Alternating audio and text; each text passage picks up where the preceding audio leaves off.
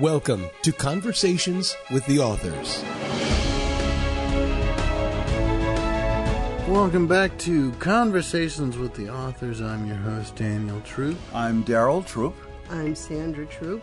Thank you, dear listeners and readers, for tuning in. And thank you, Alexander Nakarada, for the intro. This is Season 2, Episode 2. And today we're going to voice our opinion on finding your voice. Dad, this was the topic was sort of your idea. Dad, Sandra, Daryl, you wrote the Eric Hoffer nominated, the highly rated sci-fi fantasy novel, How Nicholas Became Santa Claus. So certainly your voice came into play when writing the story. So what, in your opinion, is your voice? What is finding your voice? I'm a little hoarse. I think I lost my voice. Oh, here it is. I found it. Okay. I'm back. Well, you know, one has to find one's voice. Mm-hmm. And that's something that you've heard before. But it's truly very important, because finding your voice means you found a way to share your ideas, your thoughts, your feelings, your experiences in a way that's true to yourself. Mm-hmm. It also means being able to listen to others and respect their opinions, even if they differ from yours. Ma, what is your opinion on what finding your voice is? There are all kinds of voices. Mr. Nakarada uses music. Mm-hmm. And with that music, we see all kinds of pictures. Mm-hmm. Your brother Barry uses digital art. And with that, he gives an impressionistic version of the entire world. Mm-hmm. Authors use words. I personally like to use words and pictures and mm-hmm. photographs. Mm-hmm. So I'll take a photograph, I'll look at it, and all of a sudden a story comes to me about that picture. I'll write it down, or I'll draw it out. So you could kind of say, voice. Yeah, you could kind of say that finding your voice is sort of that which makes you unique. As an author, it refers to discovering and developing a distinctive and authentic style. So personality, creativity, and there are a lot of notable authors out there in writing movies and comic books that I'm sure we'll talk about during the this thing. It's voice is so important. It's the way of telling style, because if you're an avid reader, you might be able to tell the difference between Wes Craven and Stephen King. Right. Okay, because they have their own voices, the way they express themselves. Right. Mm-hmm. You know, and if you are like a lot of college students now, you're starting school, or maybe you're beginning a new semester, or if you're not in college, you're in another form of education, and you're going to be doing a lot of papers, and that has to do with sort of finding your voice that way. And that's in terms of trying to figure out, well, what kind of paper am I supposed to be writing today? Am I writing a narrative? Am I writing an informative paper? Am I writing? So what am I asking of the audience? Am I, trying to get them to think about things? Am I trying to tell them about something? Am I trying to, inform them, or am I just trying to entertain them? And then the question becomes, well, what kind of entertainer are you? So when you started writing How Nicholas Became Santa Claus, mm-hmm. You have these distinct styles, both of you. You, Mom, Sandra, are very big on, magic and, colors and lights and sensory. The senses. Yes. I'm very sensory. Yes, you're very sensory. And Daryl, Dad, you're very, very descriptive. Well, yeah, I think the voice that I've developed in that sense is something that has come to me a long time ago. Mm-hmm. I remember when I was a kid, mm-hmm. Watching my father watch baseball games. Mm-hmm. You know what? When you think about it, he wasn't really watching them because they were on the radio. Right. And they had people on the radio called color commentators. Yes. And they still exist today, and there are some fine people that do that. But they describe the game in such a way that you think you were there. Right. You know, and the same way with, I remember boxing matches back in the early 60s, particularly when Muhammad Ali was fighting. I remember the color commentators describing the fight in such a way that you thought you were there. You could Yes. see it in your mind. Yes. And so that always impressed me. And the mysteries on the radio. Yeah, I sure. listen to the mysteries on the radio at nighttime. Mm-hmm. Yes, yeah. So that really sort of inspired your descriptive style, your Yeah. descriptive voice. And it's like watching a movie. And when I think about some of the other stories that you've drawn up and, prepared, I remember those ideas like scenes in a movie. And so, Ma, how did you, where did your voice come from? Where did this idea of, this fascination with lights and sound and taste? I'm gonna say something before she's being herself. Yes. And I think that's one thing that's important about being yourself. In not trying to be someone you're not, and so I think that's what she did.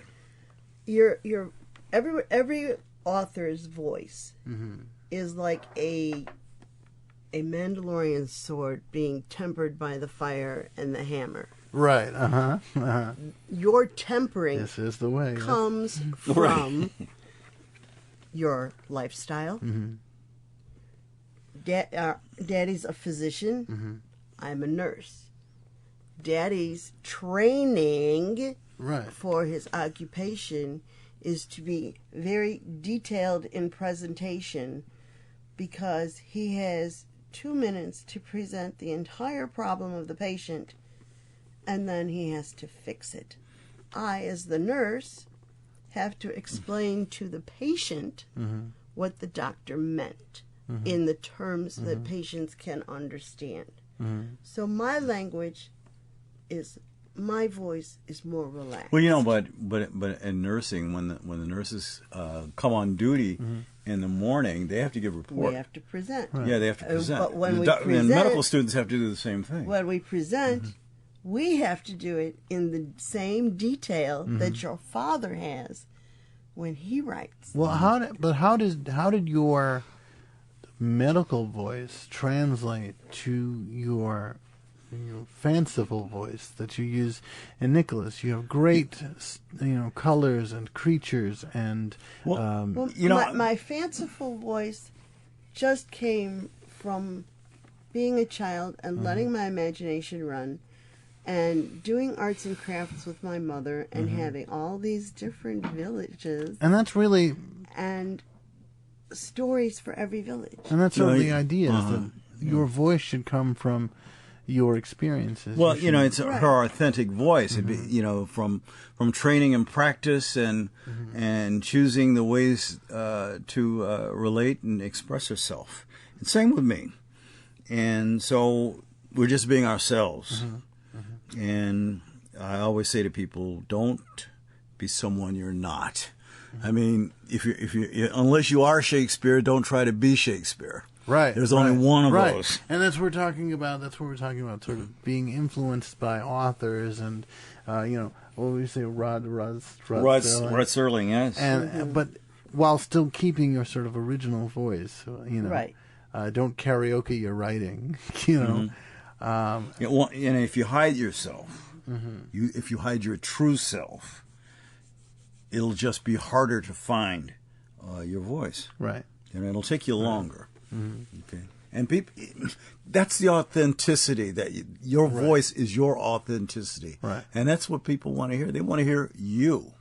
Okay. They don't want to hear somebody else. If you let your authentic voice fly, just like an impressionist lets theirs fly, you still know it's that particular person doing the impression that allows the voice to fly. I remember hearing autobiographies, and I thought to myself, wow, they are being really frank, and they're being uninhibited, and they're telling the truth as they see it. And when I thought about it, you've got to be really brave. You've got to be brave. It takes courage to share your thoughts and feelings with others. And you can't be afraid to be vulnerable. Right. Okay. You know, and that's, you know, part of the challenge of you finding your own voice, and then that is also trying to, you know, overcome, you know, self-doubt, and like I said, karaoke, you know, imitating other authors. You know, if you're going to sing the song, sing it like you would sing it. Don't sing it like them. If I wanted to hear them, I'd just go listen to their music. You know, And also staying true to your unique experiences. So, you know, for me, for instance, when we started this podcast, the first thing I had to figure out is, you know, how are we going to present ourselves? What is our voice going to be?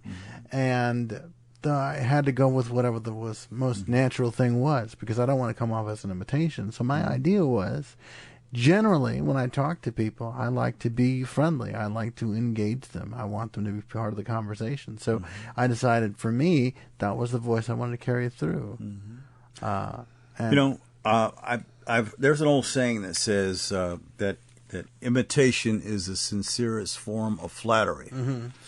But if you go on stage and you sing like Dean Martin on a talent show, somebody's going to say, "Well, he sounds like he's imitating." You know, so if you use a lot of different styles and mix them, it's like mixing colors on a palette, and you find yourself rather than trying to go down one lane and sound like somebody else. That's literally finding your voice.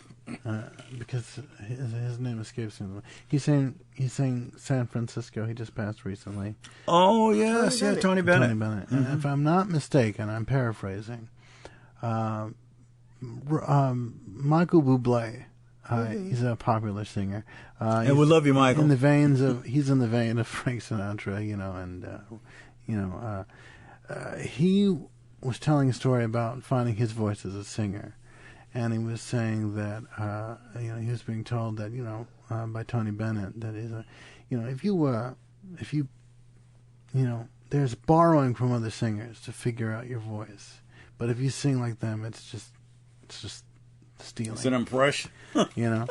And I think that's the point. It's okay to find your favorite authors and you know, find your favorite storytellers and you know, movie makers or what have you, and borrow sort of their way of doing things, but to just outright copy them, that's downright wrong. Right. You know, no one wants to plagiarize. What you want to do is take a mixture. It's like a soup, and it's your particular soup. A little bit of this and a little bit of that seasoning, a little bit of this, and you mix that together, and you find yourself. Right. And so, dear listeners, readers, and he knows he's a chef. If you're listening, you can go to troopbooks.com, info@troopbooks, and you can post a comment or send an email. And I want to know whether you're on our social media or not. How do you find your voice when it comes to writing, or what kind of voice interests you when you're reading?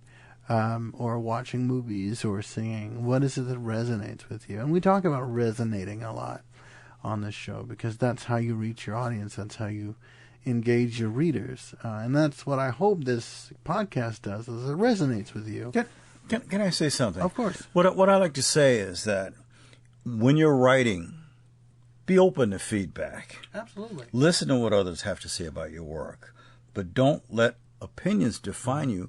But don't be so sensitive that you can't accept someone else's consultation.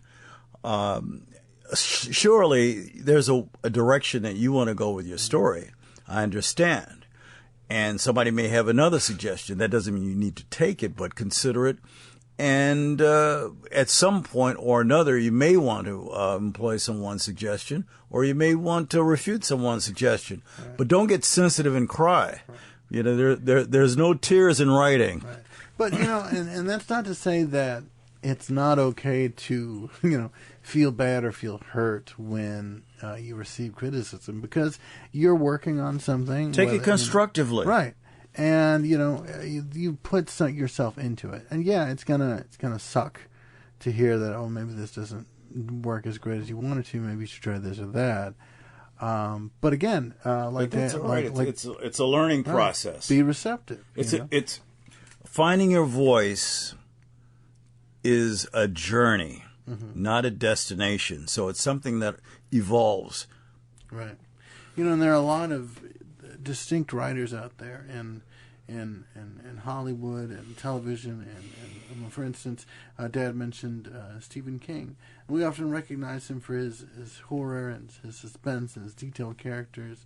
Of course, Mom would probably relate to J.K. Rowling because she combines whimsical, magic and relatable characters, which is Mom's thing. I think she and J.K. should be besties if you're listening. But we see, for instance, I think his name is Charlie Kaufman. He did Eternal Sunshine of a Spotless Mind. There's a lot of surrealism and introspective. But then, you also have unique voices in things like manga and anime with, like, Osamu Tezuka, who did God of Manga. He's sort of the god of manga, right? So he created stories like Astro Boy and Blackjack. These iconic anime that sort of and manga that sort of sprung out and influenced everything else. But that is not to say that there are others who have that similar style. And again, it's okay to play with these things and figure out, what you want to do, how you want to say things, and who you want to be. I mean, it's your world, Squirrel. Yeah, right. And just practice. Practice. The more you express yourself, the easier it will become. So just get out there and talk, write, create, listen. Absolutely. And listen to, Mom, I'm sure you agree, listen to the conversations that you have on the street. Listen to the conversations that people are, having around you. Yeah. May I? Yeah, of course. My mom and dad were collectors of words and phrases. Mm-hmm. When we'd go out somewhere, they would be listening to our conversations that we were having, and they would be listening to the conversations of people sitting around us. And if they heard something they liked, my mom would pull out this notebook from her pocket and she'd write it down. And then my dad would hear a word or a phrase, and he'd pull out his little pocket book and he'd write it down. Then we'd go home and we'd pull out all the dictionaries we had at home and all the encyclopedias, and we'd look up all the words and say, oh, this can mean a whole lot of different things. Right. Let's make it mean something to us. Right. And we write a story with those words. Mm-hmm. And it's interesting to say that because, Dad, you talk about your personal dictionary. These are words that you collect in your writing, that you use in your books and your phrases. And these are words that you just like, oh, that's a good word. I like words, man. And you find them, and they're like little nuggets. Yes. So look at this. I look for nouns and I look for verbs. So because these are things that I utilize in the writing. Right. And I think I've collected maybe almost 100 pages of various words that I love to read. And you know what? And it's inspiring sometimes. When I want to write something, I might spend a half an hour or 40 minutes going over the dictionary that I created with my words in it. It's interesting you say, that you have this dictionary you created, because I do something similar. And it's not necessarily words that I've heard that I think are neat that I should use, but they're words that I often misspell. Right. Mm-hmm. So I'll make a list of words that I often misspell, and I can go back and look at them and sort of learn them that way. So anything that really helps you to move forward and defining your writing. And if you want to find really interesting words, listen to the children and the teenagers around you. Because if you're older than 20 years old, you're going to look around and listen to what they say and say, what the heck are they talking about? I don't understand a thing they're saying.